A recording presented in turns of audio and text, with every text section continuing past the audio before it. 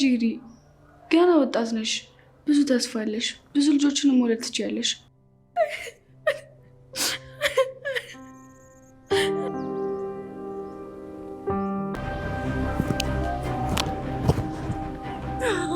ወይኔ ጉዴ ተዋረድኩኝ። ሜርሲ የወንድሜ ልጅ ይህን ነገር ካወቀ በቃ እንደ ጄሪ ነው አሽቀንጥሮ የሚጥለኝ። ወይኔ ጉዴ የታባት ላርገው። ቤት ውስጥ ወሬ ያለቀብሽና ደግሞ ግቢውን መዞር ጀመርሽ ማለት? እንዴት አወቅሽ ግቢ ውስጥ መሆኔን? ስላንቺ እኮ እንዳይገመት ያደረግሽው ነገር የለም ዛራ። አቤት ሜርሲ፣ ችግር ተፈጥሯል። የምን ችግር? የእህቴ ጄሪ ልጅ ወርዷል። ምን? አዎ፣ እናም ስንሰቃየን የቆየ ነው። ቆይ እንዴት? ወይኔ ልጄን ምን አጋጠማት? አላወቅንም። እኛም ስንደርስ ደንግጠናል።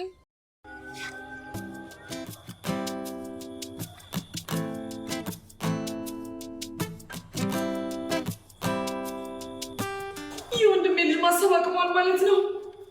መቼም አይን አይደለም ወይ? ወይዘሮ ሙርሲና መነጽር ላብግቤ። እጅግ የሚያሳዝንና እጅግ ልብ የሚሰብር ነገር ተፈጠረ።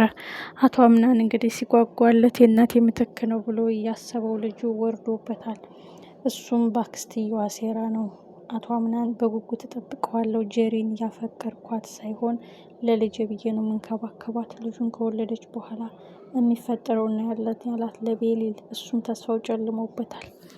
አቶ አምናን የጄሪ ልጅ እንደወረደ ሲያውቅ ልቡ ተሰብሯል። ዶክተር ያልሽውን ቃል እንዳጨርሹ ብሎን ዶክተሩን ነግሯታል።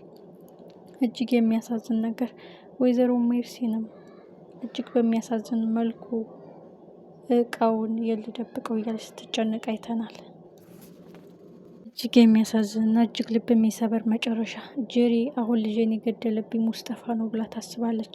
ወይዘሮ ሜርሲንም ነገርየው እንዳይነቃባት አዎ ሙስጠፋ መበቀል አለብሽ ብላታለች። አቶ አምናን አሁን ይህ ጉዳይ ትርምስምሱ እየወጣ ነው፣ ምን እንደማደርግ ግራ ገብቶኛል ይላል።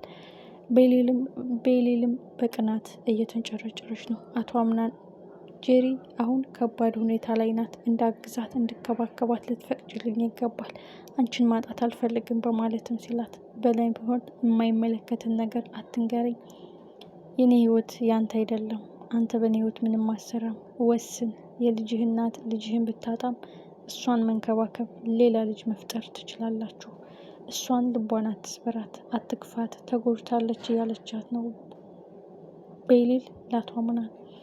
አቶ አምናን እያወቅሽ ልብሽን አትወሰጅብኝ፣ እያወቅሽ ልብሽን አታሸሽብኝ፣ እያወቅሽ አትስበሪኝ፣ ቤሊል አንቺ የኔ ብቻ ነሽ፣ አንቺን ትቼ መኖር አልችልም፣ ከአንቺ ህይወት የለኝም ይላታል። በስተመጨረሻም አቶ አምናን በሚገባ ቤሊልን ግጥም አድርገው ሲሰማት ወይዘሮ ሜርሲን ታያለች። ወይዘሮ ሜርሲን እጅጉን ትደነግጣለች። በዚህ ሁኔታ ምን እየተፈጠረ ነው? የወንድሜ ልጅ ማሰብ አቆሟል፣ ወዴት እየሄደ ነው የሚለው ነገር ነው። ምክንያቱም ጄሪን እና አምናን የእሷ እቅድ እስከሚሳካላት ድረስ አብረው ቢሆኑላት ደስ ይላታል። ለምን? ሜርሲ ጄሪንን በምትፈልገው አቅጣጫ እያስፈራራች መጠቀም ስለምትፈልግ።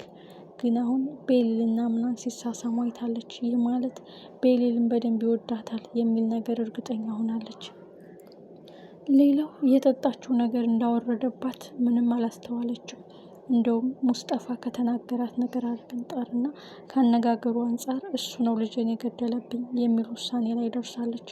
ሳይረፍድ ነቅቻለሁ፣ ግን ልጅን አጥቻለሁ፣ ለልጅ ደግሞ በቀልለታለሁ በማለት ከሜርሲን ጋር ሲማከሩም አይተናል። ይህ ማለት ያ ብርጭቆ ቢገኝ እንኳን ሙስጠፋን የመረዘው የሚል ነገር ይነሳል።